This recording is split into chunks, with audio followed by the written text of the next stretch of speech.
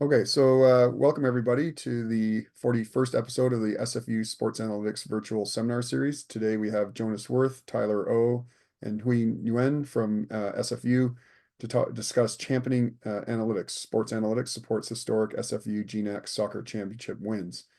So in terms of the biographies, Jonas Worth is the primary speaker here. He's born in New Brunswick, Canada, and raised in New York, and he pursued undergraduate studies at McGill before playing soccer as a goalkeeper in Brazil, Germany, the UK, and Canada. After his playing career, he completed a master's degree in sports psychology at UBC in 2010.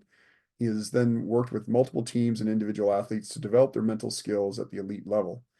He joined the SFU men's soccer staff as an assistant coach in the fall of 2020 after a 15-year career in collegiate coaching at the NCAA youth sports and Canadian college levels. His coaching credentials include a Canada Soccer Association A license, a UEFA B license, England, and a premier diploma from the United Soccer Coaches. He is also a qualified diversity and inclusion consultant, most recently in the role of director with the You Can Play project, and working with various leagues, including the NHL, MLS, USL, CFL, NFL, NCAA, and the Canadian Olympic Committee.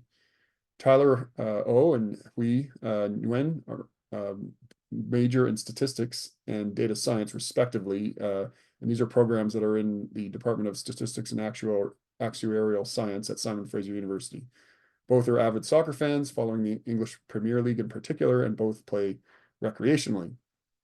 And in terms of their top topic, so during the fall 2023 NCAA Division II soccer season, a unique collaboration between the SFU men's and women's soccer teams and the SFU Sports Analytics Group was launched to examine how real-time and post-game analytical data could influence team performance. Under the supervision of performance analyst Jonas Worth and two students, Tyler O and Huy Nguyen, created a tagging system of measurable data that could be interpreted and shared in real time to coaching staff, including crucial information at halftime that could demonstrate imbalances in tactical execution. The collaboration created unique opportunities to correct player efficiency on field and helped lead both teams to historic Great Northern Athletic Conference, or GNAC, championships, the first in history for women's soccer. And so with that, I will turn it over to Jonas, and thanks for joining us, everyone, and we look forward to what you guys have to say. Thanks very much, and thanks very much, everyone, for having us. The first thing that I'll say is what a unique opportunity this is, and I bet everyone probably says that when they come to present. But the unique opportunity I'm talking about is to actually have an authentic, impactful collaboration between some of your academic units and the athletics department.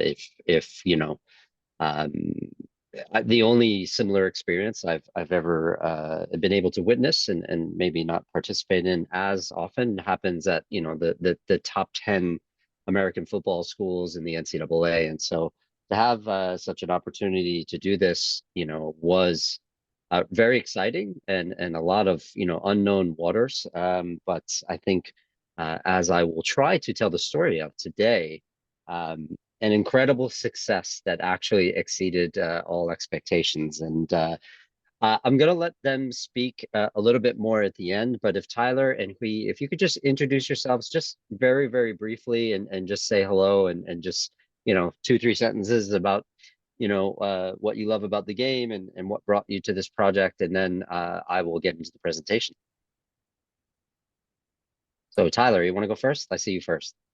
Yep, thank you. Hi, everyone. My name is Tyler. I'm currently a fourth-year student in SFU Statistics, majoring in, and I was working as a data analyst in SFU for both team, men's and women's teams, with Huey and Coach Jonas. And I was really enjoyed by watching and collecting the data. Yeah. Hi. Thank you, Tyler. And Huy? Huy, your last name is pronounced Nguyen, yes? Yes, you are correct. Yes, yes. My name is Huy, and I'm in my final semester at SFU, and I'm currently studying data science as a undergrad. Yeah, I really enjoyed the opportunity I had with Jonas, Dave, and Tyler throughout the men's and women's soccer season, and I believe that we achieved way more than we could have ever hoped in the start of the season. Yeah, thanks so much. Great. Yes, thank you. Thank you. I am going to share my desktop, and there we go. And can I just get a thumbs up? Yeah, looks start good, here. Jonas. It's not. Oh, there you go. There you go. The full screen now. So that's great. Perfect, perfect. And can everyone hear my audio okay? Audio's good? Yeah, okay. Yes. Great. Okay. Thanks very much. Yes, it's only what 4 years into using Zoom. We should be there. So great. Yes, thank you very much for having us. I wanted to start out with, the state of performance analysis, video coaching, data, all those things in the game that we all love here. Primarily because we're in such a kind of a unique period, right? And data and the use of data in sport is not new. But the use of performance analysis in the game has evolved even since I've done coursework in the last 15 to 20 years. I was on a course, an advanced national course in the US in 2007. And I remember being sent out, as a group of, elite level coaches, including some Canadian coaches who are now coaching at the highest level in the pros. And, we got a piece of paper, and we got a quick breakdown of the difference between subjective and objective match analysis. And we were told what to do with this piece of paper. And then we did it. And I remember thinking to myself, I was like, oh, this really isn't a thing that I need to do as a coach. I probably, this is kind of silly. Like, I feel like, where I'm going, you would maybe have an intern do this sort of work. And the funny thing is that here in North America, we are actually a little bit behind in the integration of data analysis, performance analysis, opposition analysis integrated into the art of coaching. And what we are finding right now is that, beyond the sports science departments, the Europeans, whether they are English speaking or not, are coming over to us. The Latin Americans are coming over to us, and they have not only the national qualifications that I have tried to achieve over the last 15 to 20 years in coaching, but they also have a background and sometimes even a formal education in data analytics, performance analysis, and many sports science. So what we're starting to see in our business are job adverts like the ones that you see on the right. Those are actually pulled from very recent Major League Soccer, or NWSL, which is the elite women's league that we have here in North America. And those are job descriptions, right? So imagine you are, like myself, coming from a very, I'd say, a reasonably successful coaching career, and you've gotten involved into performance analysis, and you're seeing, desirable, experience with Python, R, or other programming languages, and you're going, I barely speak English and can coach on the field. How am I supposed to figure that out? So I think, some of these are very much trendy in terms of like people taking job descriptions and hitting copy and paste. But if I'm being totally honest, the people who supported me, these two students, are actually going to be ideally suited for what I see as the development of, the use of data, not only in NCAA teams, but also in pro teams. And we'll talk a little bit about potential outcomes for them and how I believe that if I can give them or have even given them a little bit more of the, the tactical layout of the game and the understanding, that they're actually going to be better suited for certain jobs at the highest level in a few years. And so this is what we are seeing. Now, we're not necessarily seeing this, and this is what makes it so unique, at NCAA soccer programs other than University of Virginia, which has, you know, a budget that's obviously in the seven figures.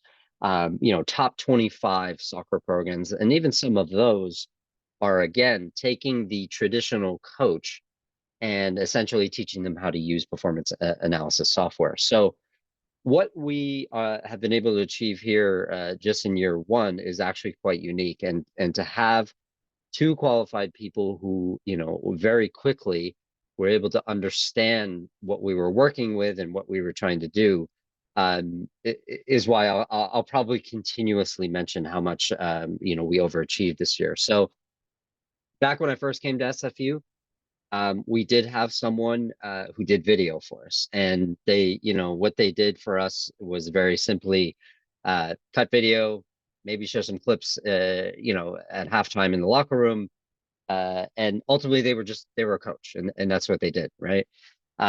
When I moved a little bit more into the role, it was still mostly video clipping and, you know, analysis of that video, and I said, well, you know, the software that's available in the market right now, whether it's the free software or the software that costs over $10,000 a year, is quite accessible. Why don't we why don't I teach myself that and start using it here? And sure enough, based on the crossover of, you know, large entities like Huddle and Scout, which you know, we're going to discuss a little bit later, and the availability of the software to us, you know, with bulk packaging and other things, we've been able to have that here. Now, coming into this season and finally, you know, making some lovely connections with our sports analytics group, you know, meeting Dave and discussing what I was looking for and what, you know, we could potentially offer to some students would be, you know, using their skills and their ability to take data and create very digestible, very translatable visualizations that could be used either in real time or post game, was an obvious no-brainer for us. But, you know, like any other place, if I was to, you know, go down the street right now to the Vancouver Whitecaps and say, this is what we're doing, depending on the sort of openness of the coach, you might not get that much interest, right? You might not get that sort of buy-in from any level of coach, depending on whether, you know, they are old school or new school. So the other really important part to this whole process is that, you know, Clinton Schneider and Kevin Harms on the men's side were the ones who pushed us in this direction and said, hey, you should actually talk to Dave, and you're doing some things that sort of, you know, have some crossover. And then when we had a transition in leadership with our women's soccer program with Carlo Basso coming in, and me joining that staff even at the last minute, there was a huge opportunity because both coaches said, yes, this is something I would like, and let's see, you know, what we're going to define. So after some, you know, couple rounds of interviews, you know, these two candidates were a very obvious fit, and what was most important was not an expert level, you know, tactical understanding, but a passionate understanding of the game, so that we could have, you know, conversations about what we were looking for. And so here's what we came up with, that we wanted tracked during the game in collaboration with the head coaching staff, obviously myself, and our analytics staff. So I'm not going to go through all of them, but I might just talk a little bit about why they're important. So, you know, and I think what was most impressive to me during this process is that it took very little explanation to both of our staff members to understand what we were trying to do. So entries into the attacking third by channel, you know, obviously this might be a struggle for some of the folks on our Canadian national team, but the point of the game is to score, right? And you can't typically score unless you get into the final third of the pitch, or, you know, if we're talking, you know, NFL terms, the red zone, or, you know, obviously over the blue line in hockey. So, but we like to look at it in terms of efficiency, in terms of, you know, channels on the field. So we have left wing, left half space, center, right half space, and right wing. Right, the half spaces are those unique channels that fall between the center and either wing. And so we wanted to know, where are we being most successful, right? Are we too dominant on one side? Are we not using the flanks at all? And those are important areas to be able to gain access to the final third, because if you're not using the wings especially, you're probably not going to have many chances. Connection rate on throw-ins, we had an agreed upon definition of that, right? So taking a throw-in and retaining a possession that resulted in a pass is very important. And typically you want a success rate averaging above 70%. If you're not achieving that, that's something you really need to look at. Corner kicks, in terms of efficiency, you would normally expect a lower efficiency rate, somewhere between 20 and 30, which would be making a connection or creating a chance, call it, whether it's a immediate shot on goal or a second chance on goal. Effective crosses were also huge, because once you get into the final third, you know, what you do with it, the final ball, as we say, is very important. And in modern football or modern soccer, we talk about possession, but when you're breaking it down, it's actually very important to understand what parts of the field you're having possession in, because, you know, very successful teams and the way the zones work by the Canadian soccer definition is zone 1 is closest to you, zone 2 is towards the middle of the field, zone 3, and zone 4 is where you're going to do most of your scoring. Obviously, what's most important is your possession probably in zones 3 and 4, and not losing possession in zones 1 and 2. So these are very typical numbers, but, you know, looking at, you know, possession gained by zone, you know, for SFU against the defending GNAC champion Northwest Nazarene, as you see in the chart here, not gaining much possession by zone might be indicative of the way we're playing, or an inefficiency in terms of the way we're pressing. Whereas if you were watching Manchester City or Liverpool, you would probably see a higher possession gain by zone, and that would be, you know, sort of insightful in terms of your efficiency in your defensive press. And then we look at loss by zone, right? And so these were the criteria that we used across both teams. And what was nice and very relevant to the experience of our two employees was, we also asked if the coaching staff, if there's anything else they wanted to know. And Coach Basso on the women's side wanted to know, based on his playing style, the average amount of seconds to regain possession. And that's a very interesting ask, because one, it is very pertinent to his style of play, which would be, and some of you who have a bit of a soccer history background, if you look at the teams like Pep Guardiola's Barcelona between the years of approximately 2007 and 2012, 2013, their obsession with regaining the ball within 5 seconds was relevant to the style of play. And so for Coach Basso, the amount of seconds to regain possession, which throughout the season turned out to be 14%, were relevant to his style of play, but also a starting point for building on that style of play in future seasons and comparing it, you know, to your recruiting strategy. And so already we have some baseline measurables that are very unique. Now, as it relates to our staff, think about how difficult it is to do that in game. In fact, that is almost impossible to do in game with a small staff of 2. And so what they were doing to achieve these numbers was actually, in addition to being present in person and live tagging during the game, and sending me this information that you see on screen at halftime, so that I could walk to the locker room or walk down to the sideline and deliver the key points. They were also rewatching the games and calculating the time it was to regain possession and anything else that they couldn't achieve during games. So the amount of time investments for this it was quite massive. And, you know, to try to put this in context of the global game, you know, very recently Huddle and Y-Scout acquired basically all their competitors, and they produce the most commonly used, you know, game reports. And I'm going to show some of those actually later once I'm done sharing my PowerPoint here.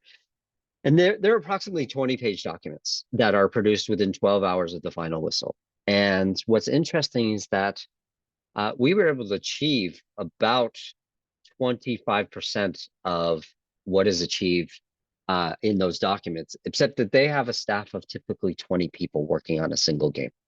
They are a very massive entity. And so when I think about and even get very excited about the potential outcomes for our students here, working for those entities that literally do every game from the Premier League down to NCAA games and even some amateur games if people are willing to pay for the product.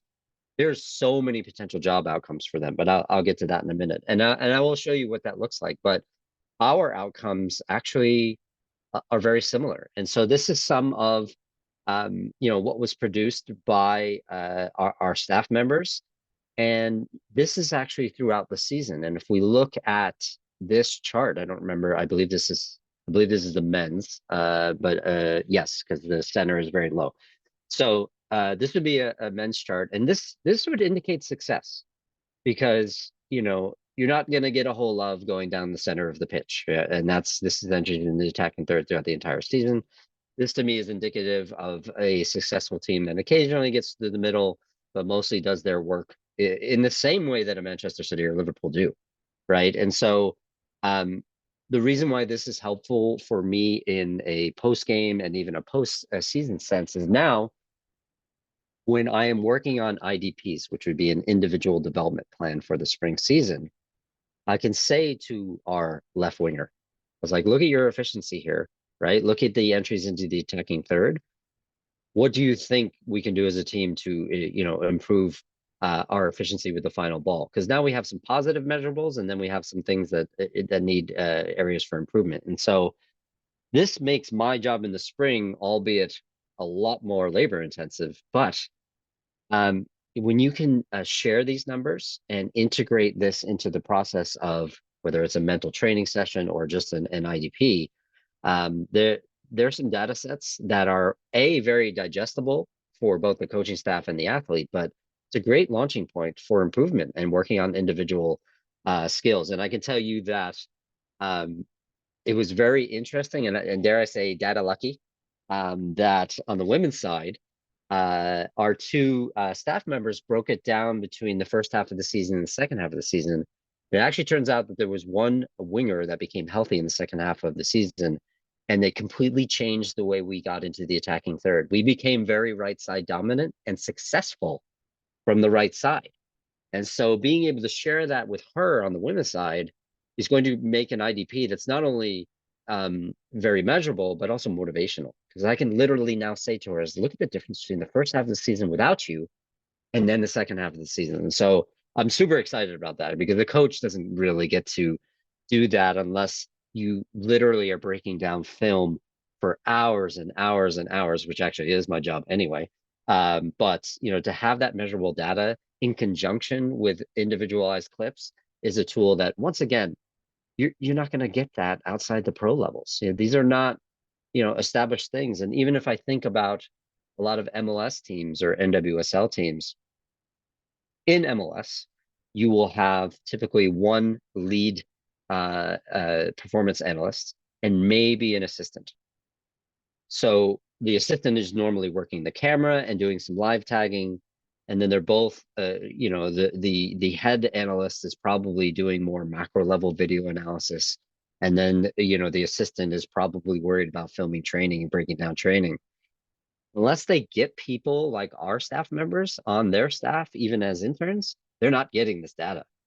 And in the NWSL, it's even less. In fact, you're going to find that despite some teams investing with, director of performance analysis or director of analytics, and paying six-figure salaries for this, a lot of teams are outsourcing and having people do it remotely. So as this business develops, we're going to see more and more work like this be the norm at the highest level of the game. And so again, it's another thing I'm really happy about, our two staff members already having this experience. So looking into next year, because I think that the outcomes beyond the obvious of, one, winning a GNAC championship with the men for the first time since 2018, I believe was the last one. Understanding the fine margins between us winning and us losing in a conference that requires you to win the conference, because there's no conference tournament. You must finish first.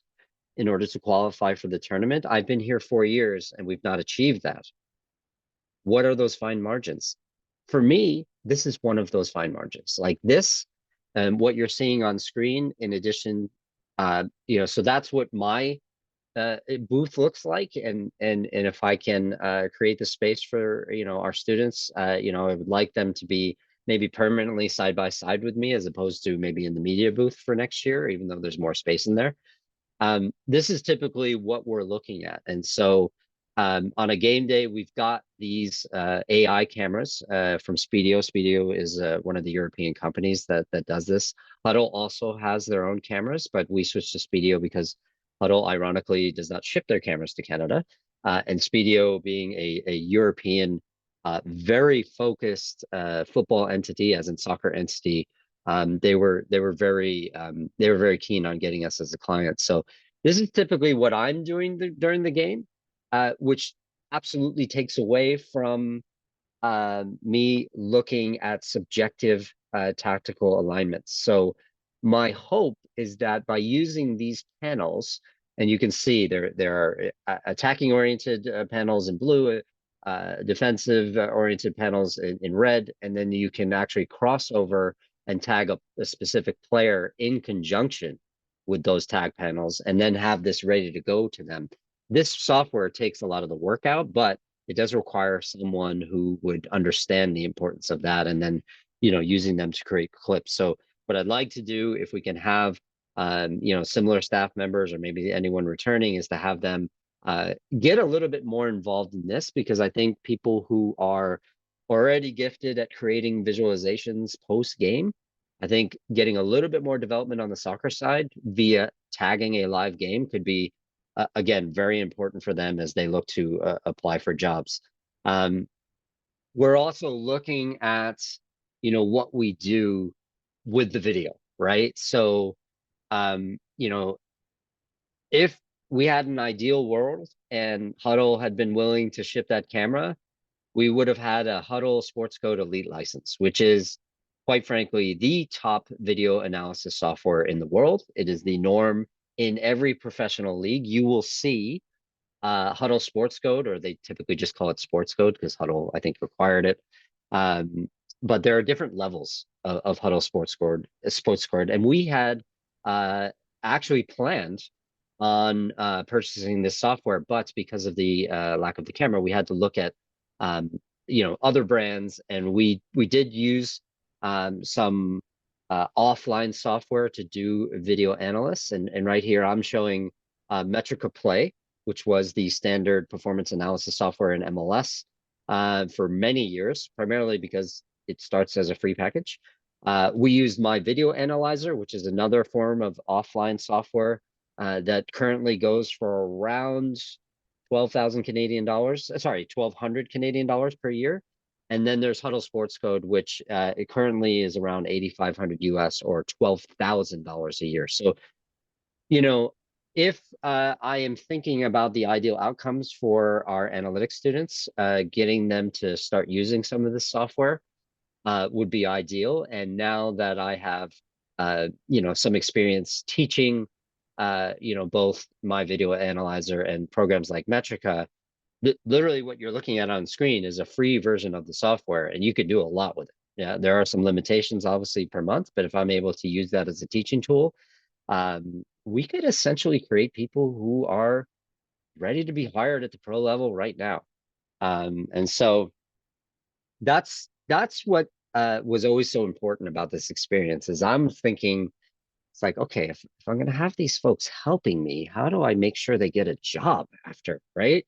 What is the, what is the real point of having a staff do such incredible work if they're not going to be employable after? And so these sort of, job openings, and this was shared a few weeks within our group. Now, what's interesting is performance data, and anything labeled performance in the world of soccer right now is typically related to physical outcomes. So physiological preparation, physiological training, but there's also a lot of data collection and outputs that our staff members would be quite good at. So I use that as an example. So first and foremost, I'll tell you right now that at the end of our season, I reached out to multiple MLS teams, most notably the Whitecaps, and I said, hey, I've got two people here who would be very impactful in your setup, whether it's the first team with the men in MLS or the MLS Next Pro, which is the second team, or potentially the women's team that's coming on board. And they would be ready to have really impactful programming with you and to create data that you can really use in real time. So certainly, I believe,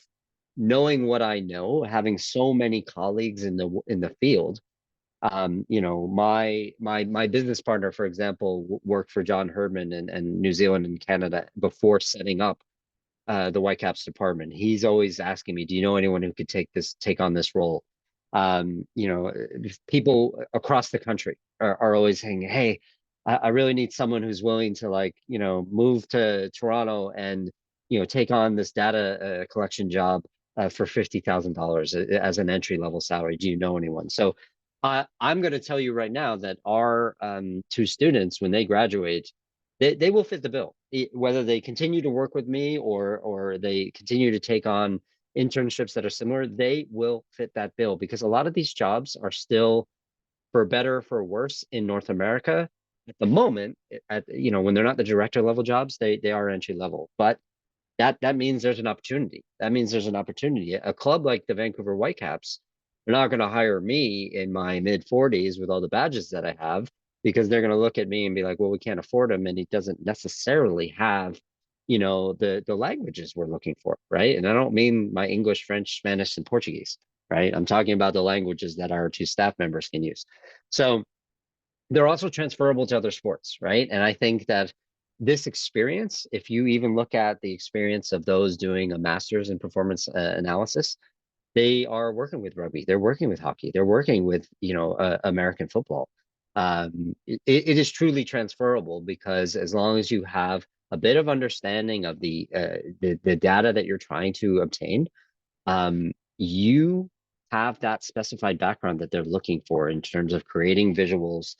Again, I hate to use the term, but what our staff members do for us is put things into a layperson's format, and knowing that and being very good at it, which our two staff members were, was so impactful, because I could just go down and I don't need to teach anyone anything about what I'm showing them at halftime. Our staff members made that easy. They sent me an Excel file and a WhatsApp thing. I put it up on the tablet and I said, hey, we're a little weak on the left side. We need to fix that. Or, hey, we're losing possession on throw-ins 50% of the time, unacceptable. And that became coachable moments. And so, again, there was very little parlay from hiring into them creating these data sets that were usable in real time, and more importantly, interpretable. I could understand everything. And so could our coaching staff, more importantly, right? I might be someone who loves data and embraces performance analysis, but to be able to do that to someone who's never seen it is the most important aspect of what we're doing. And if I say to Tyler or Huy, I'm like, hey, I've got an opportunity for you to work with Ricardo Clark over at the Whitecaps, but Ricardo played MLS soccer for 20 years. He doesn't know what you're doing. He doesn't understand that. Can you make it understandable for him? Yes, they can. And that's really important to me. The other thing is that a couple things. One, it could be like my colleague Andy Pete, who goes into a club and creates a department, right? They could be the lead and hire soccer specific people to do some of the work, as well as, and this is one that might be a little bit taboo to speak out. Guess what? The betting industry. The betting industry is hiring people like our two staff members, left, right, and center, and they want this data. They are also buying these Y-Scout products as well. So that's it for now. In terms of what we're looking at. I did want to share, however, and that's a picture of our Kings of the North on the men's side. We saw the women's side. I did also want to share what these Y-Scout reports look like. And just to make sure, let me just, it's over here. Okay. Hopefully everyone can see. So this is what gets produced by Scout in the 12 hours following a game. And this is actually for a Division II match. So it's from 2022. So obviously there are things that, you know, we're used to seeing, obviously from a tactical setup, you know, average positions, very, very helpful tactical formations. And then they start to go into, you know, these measurables. And I won't get into expected goals and things like that, which are becoming more and more important. But these are the type of things that people are looking at when they're assessing a transfer value for a player. These are the things that betting companies are looking at in terms of, you know, if you think about even fantasy football, you know, accuracy in passes and you know, individual you know, numbers that we see, right? You know, successful tackle rates. If these matter to your fantasy football league, it matters that the measurement of these things is accurate. And so for every major football game that's played on the planet, you're going to see one of these reports. And so it's funny that you know, I'm looking at it from the, you know, the Tacoma Defiance right down the road. Well, it's the same thing. It's the exact same outcome for a World Cup game. This is from the Men's World Cup Brazil game versus Serbia in 2022. The need for this and the applicable skills that we're developing here are so vital. And so, you know, one of the things that I would really like to be, you know, sort of portrayed here is, one, how grateful I am, right? Because to be able to create such an impact from the booth to the sidelines, to within inside the four lines, has been an incredible experience. But more importantly, I'm also confident that based on helping the men win their first GNAC championship in a number of years, and helping the women win the first ever GNAC championship without any new recruits.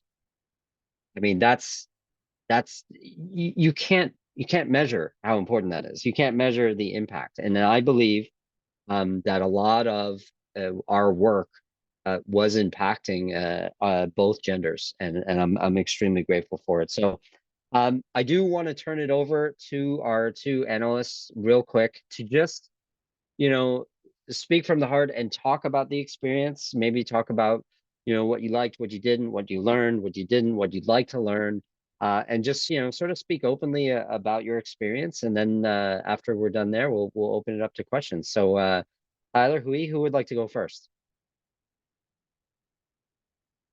I can start, I guess. Yeah, so yeah, coming into the fall season, I didn't know what to expect. I didn't know what type of data the coaching staff wanted to collect. So me and Tyler started off by just collecting the simple statistics and just lay it out on an Excel document and see if it's suitable for the coaching staff. And yeah, and we thought that it was effective. So we kept on customizing the layout to ensure and also generating the graphs at the end of the game so that the coaching staff that have no prior experience to this can better understand it. And we thought that was very good. What I liked about the most during my time here was that I get to kind of like have a constant communication with Jonas, and he explained to us what he demands and what he sees in our statistics and what can be improved on. And I really appreciate that. And yeah, that's what I have so far. So yeah.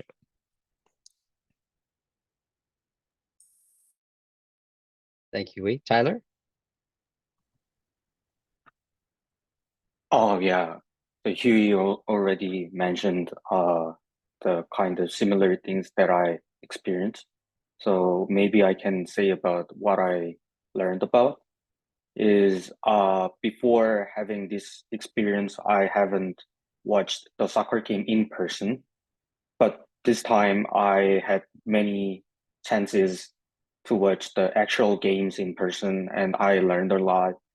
Uh, uh, and also, yeah, a collaboration with Huey, Coach Jonas, and Dave was really incredible. They're really good at communications, and also I'm playing a soccer game in the Vancouver, uh, in the Vancouver right now as a hobby. I hope they can achieve NCAA in the next year. Thank you. Thank you. Thank you. Yes. So, and you know, that constant communication also includes during the game, right? So, you know, we could have multiple screens up. Both of them had laptops out. We're on WhatsApp.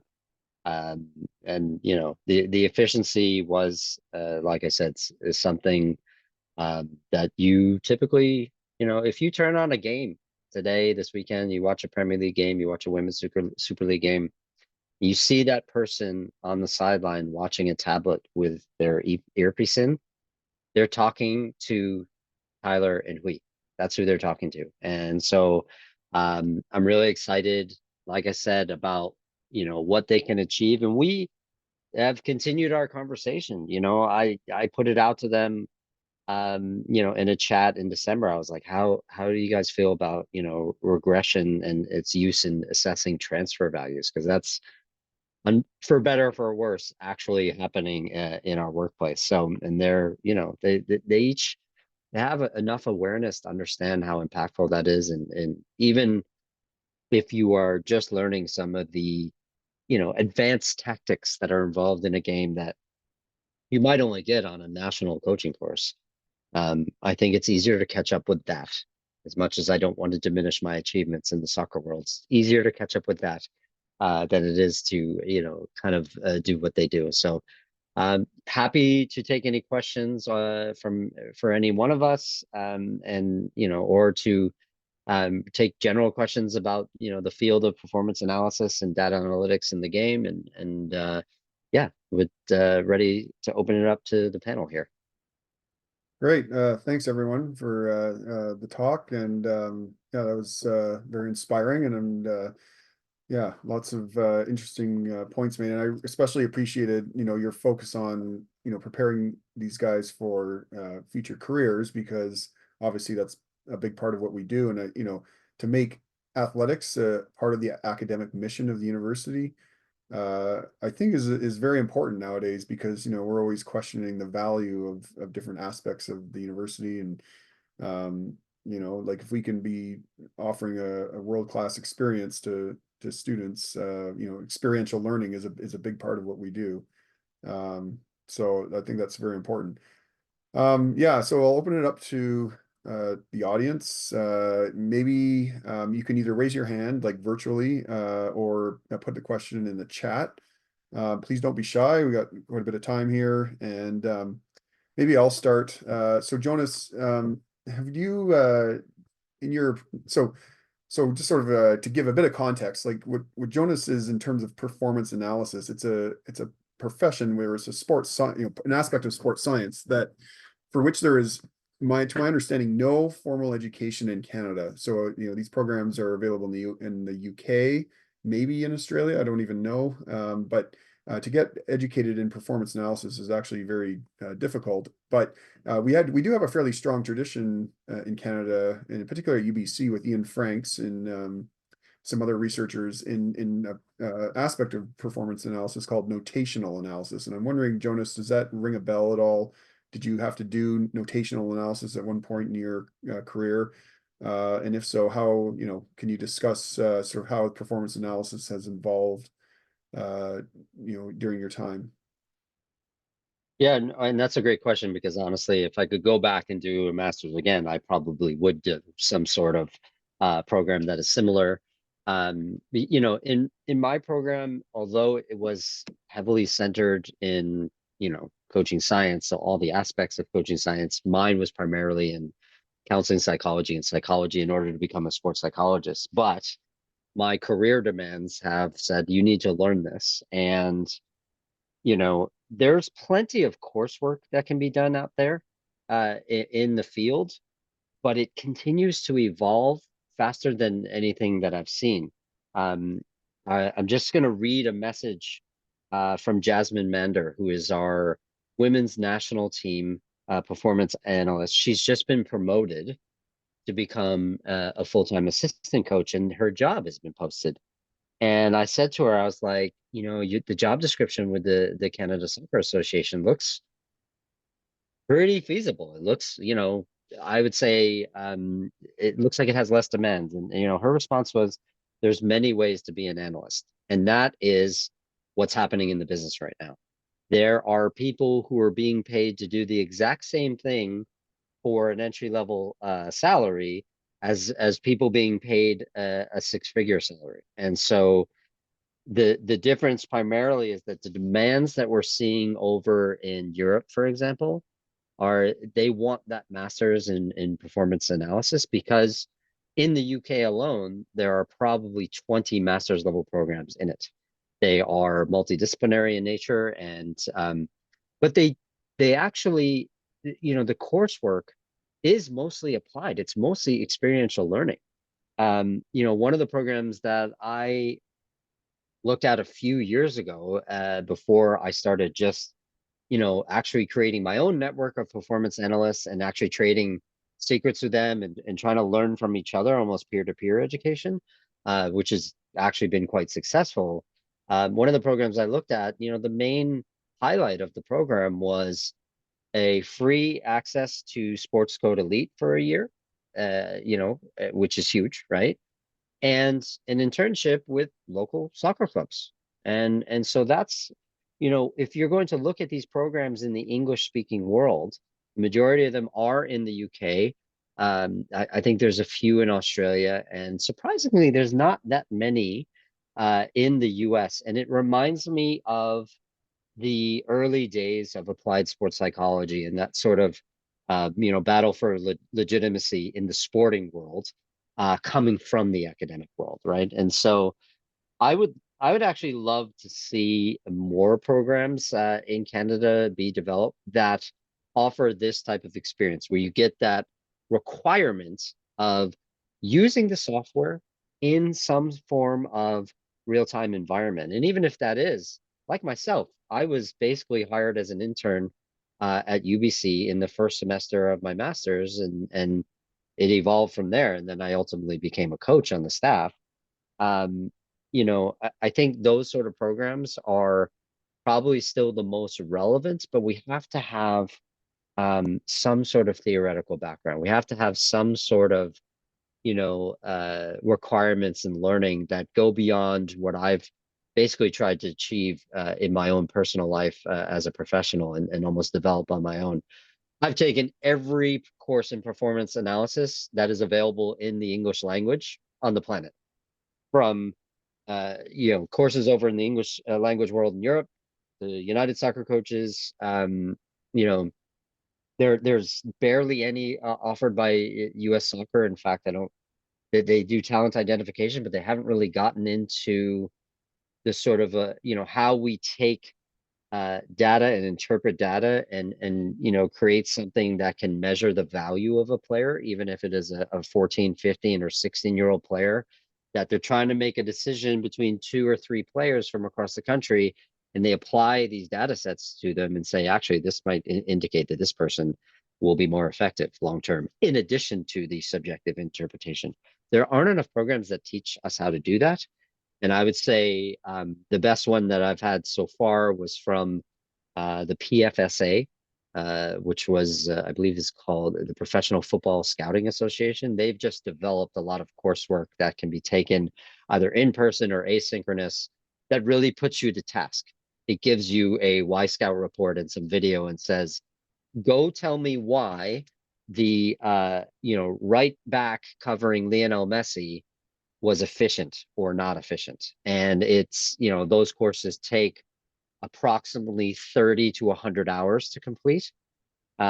But if we think about that in the context of a master's, you know, maybe we're getting close to 300 hours. I think there's still room to develop programs, possibly at the graduate level, that would mix this perfect sort of, you know, frito misto of, sorry to switch into a different language. I don't know how to, the salad bowl of mixing different skills from that academic and that applied learning set. I think there's a lot of room for that to be done in the Canadian higher education context, and I would say even across North America, because the Brits in particular are way ahead of us. And I could probably name you about 10 programs that exist that you could apply to and you know, do right now, and possibly be working with Chelsea Football Club, Manchester City, all whatever the local team is. They're also constantly taking students from those programs and they're learning on the job there. Just like if I had done my sports psychology master's over there, which I was actually accepted to, I would have been working with the Chelsea first team under Mourinho at the time. So Chelsea first team, Mourinho, UBC women's soccer, very different experiences. Very important to have that applied work, but there's definitely a void there for us here in North America and especially in Canada.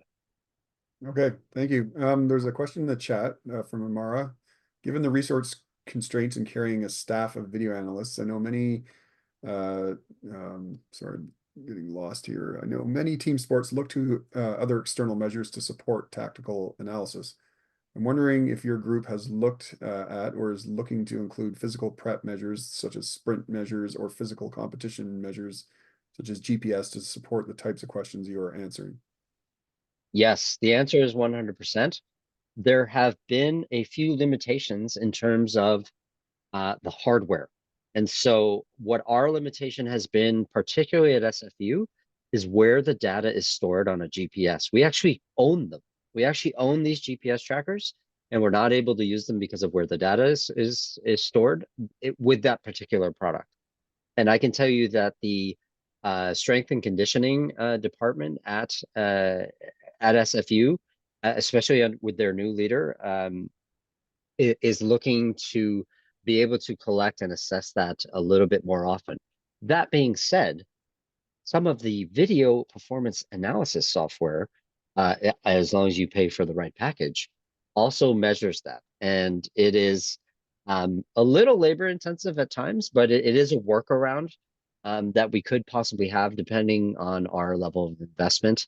It's more likely something that we can achieve when we do get the full huddle package, or you know, once companies like Speedio offer that, because there will be an ability for the AI to, and there already is an ability for the AI to recognize a particular player based on their number and actually give us the GPS measurements. But if you've ever seen a pro soccer match where you have, you know, things that look like almost they look like a sports bra and there's a little GPS unit in it, or you can now attach something like that to the cleat or the boot, as we call it.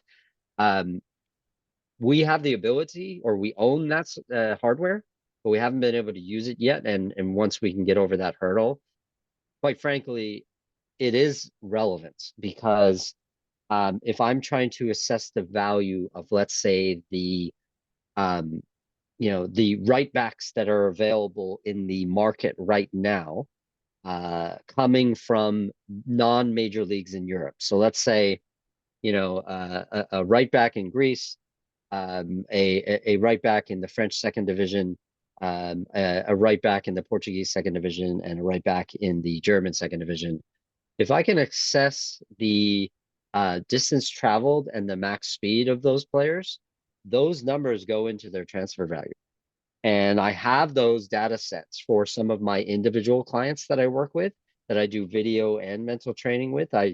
My personal business is what we call integrated performance analysts. We work on video aspects and clips of their game, as well as some of the data integrated into mental training. And I have a player whose top speed would set him apart from a lot of clients because he's faster than Kylian Mbappe, and that's saying something. You know, basically only Alphonso Davies, our wonderful Canadian player, is faster than him. And so those sort of measurables are key. if I could provide that to an SFU player looking to make the jump even to the CPL, the Canadian Pro Soccer League, that would be huge. But the hurdles that we've had to face with our GPS measurements in terms of where the data is stored have kept us from doing that. Is that a server issue? Like there are servers outside of Canada? Yeah, Correct. Yeah. gotcha. All right, Amara, hopefully that answers your question. If not, just hop on board and follow up if you like. Are there any other questions from the audience? Just again, please either raise your hand or put them in the chat. Maybe I'll just ask another one, sort of going back to my original question, but it seems like a major part of the success was, having a coach that is someone like you, who's versed enough in the data, but also, direct, is a direct coach themselves. And, in order for this type of relationship to succeed, are there enough Jonases in the world to really make use of the Huys and Tylers coming through? If not, how do we, train future Jonases of the world? It's a great question because, the real world answer is that trophies and money talk. And the trophies and the desire to win and the margins are so tight that even the most old school coaches are now committing to this. And so, from a coaching perspective in the pro level, yes, they're out there, right? And I'll give you an example. There is one NWSL franchise that just signed a bunch of Brazilian players, and that pretty much gives it away. They invested in a director of analytics to create a whole department. And it was a big salary, and they've committed to developing this whole department. Just yesterday, I had a colleague from Charlotte FC reach out and say, hey, in addition to my role, I'm now posting a first team analyst and a second team analyst. The buy-in based on the results that people are getting at the highest level is massive. And, it started with people like Sam Allardyce 20 years ago at Bolton, having success with a tiny little club at Bolton in the Premier League that should not have had success.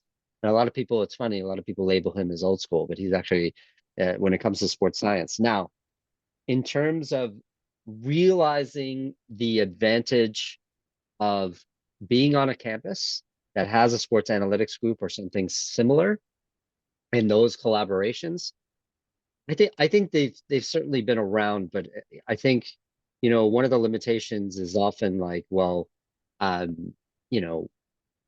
do I go? Who do I ask? Like, who do I talk to? Right. And so I don't believe that this is happening enough on those campuses. If I think back to my time, I hope there's no UBC people on here. The level of integration between the academic units and especially with some of the labs that we had there and our sports teams wasn't always perfect. It was nice that in my particular program, most of those people were coaches, some of them on at UBC, some of them not. And so we went into the lab and they measured my lactate threshold and compared it to the Vancouver Canucks lactate threshold. Having those conversations became relevant when I then went back and started to work with the women's soccer team. But a lot of people are not necessarily integrated into the on-campus teams. Douglas College, I would say, actually does a really good job with this, right? One of our partner schools that competes at the CCAA level. And every one of their teams has a student from the mental performance department with their teams that has, a strength and conditioning people working with their teams. And the integration of experiential learning from people who understand the theory better than coaching staff, it's very different, and it varies. So are there going to be more Jonases in the future? I think the industry is dictating that there has to be, but I think there'll be a lot more people who come from a coaching specific background who are going to need to be forced into the academic realm, and then or professionals who pull from the academic realm to make that happen. I think we're still in our infancy of creating something brand new and figuring out how do we how do we make this round ball roll? Yeah. Well, yeah, that's very interesting. So yeah, I mean, it definitely seems to like these positions are being created in the industry, but whether they're being leveraged appropriately is another question. So that's really where it seems like, you know, you have been pivotal, and where I've seen successes like this, you know, you really need a coach who's completely bought in and understands the analytics to speak the language and to be the translator, right, between the analytics people and then the coaches. Yeah, I mean, I can maybe speak to the academic piece. I mean, we at SFU haven't been overly successful in integrating athletics into, you know, with the academic side. I mean, it's very difficult because the mandates are, in a sense, different. But here, in this particular case, you can see how the mandates are, you know, much more aligned. You know, so we and Tyler get a very academically relevant experience. You know, and in servicing the athletic, you know, department and getting a unique experience that you can't really, it's very difficult to get elsewhere. So yeah, I mean, I think there's a lot of potential, but it's also there's lots of challenges for sure. And not in turnover in sport is another major one. You know, academic timelines are much different than sport timelines, of course, and that can be a major challenge as well. Yeah, and you know, the one thing I can guarantee is that the buy-in from the people at the top, the two head coaches, is huge. And now there's a, you know, there's almost a feeling of I need that. I need those measurables to be able to hold my players accountable. And that to be able to use this data to hold players accountable is something that I would say even before this experience that Clint Schneider and Carlo Basso probably had based on their own careers and you know, both of them have some level of experience in the pros, whether it's as a coach or a player. But I think now, even if I don't exist, I think this is going to carry on and be a priority because to be able to have that in your hands at halftime and post game, and then you know go into a spring season with probably the best level of accountability and ability to create IDPs is something that's so valuable. And I don't even think that they need to go out and realize that in the workforce. But you know, if let's say, but you know, let's say the Canadian Soccer Association hires me as a performance analyst, right? And you know, I go to Paris and then I go to the World Cup, you know, Paris for the Olympics and then the World Cup. Who am I going to call on when I need to start building a department, right? And so, um, creating a network of those of us who have the buy-in on the academic side and you know, call it the trade side, is massive, and that is how people are getting jobs. You know, I have given Tyler and Hui's name to multiple professional teams already Mhm. who are looking for remote people that do this work, right? And you know, obviously, when you know, passport is always an issue, right? If you have a Canadian passport and you're trying to do work for a U.S. soccer franchise, that might be a challenge, right? But when passport is not an issue, you can do this work remotely, and they have proven that they can do it remotely because I don't think it was necessarily mentioned. They did all of our away games as well. They were always tagging our away games, and whether I was on the road with the team or at home as well, that live information was being forwarded in a WhatsApp group on the road. And when you can do that remotely, your opportunity to work in different aspects is huge. And I'll tell you, once again, there are pro teams who have their performance analyst teams not on site. In fact, the CPL, I don't think you have a single CPL team that has an analyst on site. They're all remote. And there's a couple of NWSL teams that have very qualified people, including you know the Portland Thorns, who won the NWSL not last year but the year before. Their analysts and their data people are all remote, so there's huge opportunities in this remote universe that we work in if you have that experience. These two now have that experience, and so whenever I have the opportunity, I'm going to promote them. You know, I've talked about them to my network on LinkedIn. I think that's a very important tool that we've started to use as well, and that is where my network of video analysts, performance analysts, you know, people who do the work with drones, people who do the work with pen and paper, they're all there now. And so when I can celebrate our achievements at SFU and talk about their real-time work and their capacities, I think it's going to be huge. They just have to hurry up and graduate now. Yeah. Yeah, so maybe I'll just conclude. I don't see any other questions, but so I think there are some key points of this is that, first of all, that Huy and Tyler were both statistics majors or data science majors. So I'll toot Tom Logan's, who's on the call here, his department, which is, they get fantastic quantitative training. They obviously have the soccer, enough soccer domain knowledge that that enable them to fit in with the sport and to understand the sport and understand the language, what was being asked of them. And then they were hired through the work study program here at SFU, so they're actually paid for their experience. So there's various ways to engage undergraduates here at SFU, whether it's through volunteering, whether it's through directed studies courses or work study or other types of opportunities. So having formal opportunities like that is important. I will mention that in SFU athletics, BPK, which is my department, biomedical physiology and kinesiology, we have the student trainer program. And so that's where students will volunteer as the athletic trainers. So basically the people who help athletes with their injuries on the field, like they're kind of do first aid, but also some rehab work.